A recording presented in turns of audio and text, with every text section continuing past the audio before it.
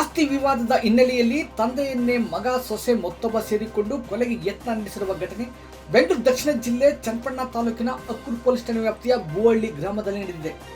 ಕೊಲೆ ಯತ್ನಕ್ಕೆ ಒಳಗಾಗಿರುವ ವೃದ್ಧ ಸಿದ್ದಪ್ಪ ಎಂದು ಹೇಳಲಾಗಿದ್ದು, ಸುಮಾರು 70 ವರ್ಷದ ಇವರ ಮೇಲೆ ತನ್ನ ಸ್ವಂತ ಮಗ ಶಂಕರ, ಸೊಸೆ ಸವಿತಾ, ಶಂಕರನ ಸ್ನೇಹಿತ ಎಂದು ಹೇಳುವ ಮಂಜು ಮೂವರು ಸೇರಿಕೊಂಡು ವೃದ್ಧನ ಮೇಲೆ ಹಲ್ಲೆ ನಡೆಸಿ ಕೊರಳಿಗೆ ಬಟ್ಟೆ ಸುತ್ತಿಸಿ ಕೊಲೆಗೆ ಯತ್ನ ನಡೆಸಿದರೆಂದು ಸಿದ್ದಪ್ಪ ಗಂಭೀರವಾಗಿ ಆರೋಪಿಸಿದ್ದಾರೆ.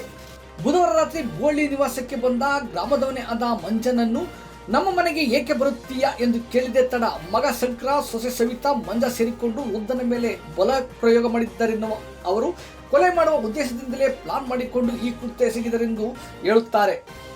ಈಗಾಗಲೇ ಇವರು ನಗರದ ಬಾಲಕ ಪೊಲೀಸ್ ಆಸ್ಪತ್ರೆಯಲ್ಲಿ ಚಿಕಿತ್ಸೆ ಪಡೆಯುತ್ತಿರುವ ಸಿದ್ದಪ್ಪ ಜಿಲ್ಲೆಯ ಜನರ ನಾಡಿಮಿಡಿತ ಸಂಗ್ರಾಮ ಟಿವಿ ಜೊತೆ ಮಾತನಾಡಿದರು. ಈ ಪ್ರಕರಣದ ಬಗ್ಗೆ ಅಕ್ಕೂರು ಪೊಲೀಸ್ ಠಾಣೆಯಲ್ಲಿ ಗಾಯಾಳು ಸಿದ್ದಪ್ಪರವರ ಪುತ್ರಿ ಶ್ಯಾಮಲಾ ರಮೇಶ್ ದೂರು ನೀಡಿದ್ದಾರೆ. ಆಸ್ಪತ್ರೆಗೆ ಭೇಟಿ ನೀಡಿದ ಎಎಸ್ಐ ನರಸಿಂಹಮೂರ್ತಿರವರು ಗಾಯಾಳುವಿನಿಂದ ಮಾಹಿತಿ ಪಡೆದಿದ್ದಾರೆ. ನಮಸ್ತೆ, ನಾನು ಶ್ಯಾಮಲಾ ರಮೇಶ್, ಚನ್ನಪಟ್ಟಣದಲ್ಲಿ ವಾಸ ಆಗಿದ್ದೀನಿ. ನಮ್ದು ಬಂದು ಬೂವಳ್ಳಿ ಗ್ರಾಮ. ಇವ್ರು ಬಂದು ಸಿದ್ದಪ್ಪ ಬಂದು ನಮ್ಮ ತಂದೆ. ಈಗ ಅವರು ನಮ್ಮ ಅಣ್ಣ, ನಮ್ಮ ಅತ್ತಿಗೆ ಮತ್ತೆ ಮಂಜು ಇವ್ರ ಮೇಲೆ ಹಲ್ಲೆ ಮಾಡಿ ಕೊಲೆ ಮಾಡಕ್ಕೆ ಪ್ರಯತ್ನ ಪಟ್ಟಿರ್ತಾರೆ ಅಂತ ನನಗೆ ಫೋನ್ ಬರುತ್ತೆ ನಮ್ಮ ಅಪ್ಪನಿಂದ. ನಾನು ಹೋಗಿ ನೋಡಿರ್ತೀನಿ. ಏಕಾಏಕಿ ಯಾರನ್ನೂ ಕೈ ಮಾಡಕ್ಕಾಗಲ್ಲ. ಉದ್ದೇಶಕ ಪೂರ್ವಕದಿಂದ ಕೊಲೆ ಮಾಡ್ಲೇಬೇಕು. ಆಸ್ತಿ ಒಂದು ವಿಚಾರವಾಗಿ ನಮ್ಗೆ ಬೇಕಂತ 3 ವರ್ಷದಿಂದ ಇದು ಬರ್ತಾನೆ ಇತ್ತು.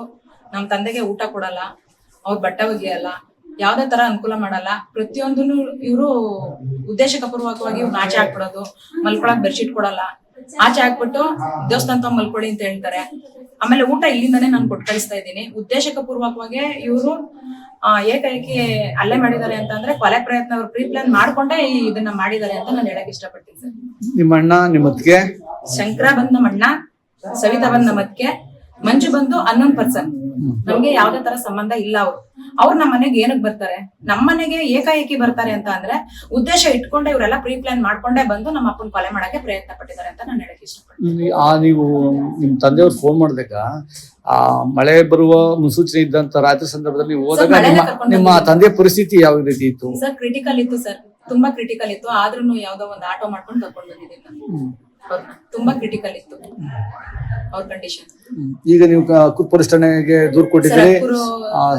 ಎಎಸ್ಐ ಅವ್ರು ಬಂದಿದ್ದಾರೆ ಸರ್. ಅವರು ಕಂಪ್ಲೇಂಟ್ ತಗೊಂಡಿದ್ದಾರೆ.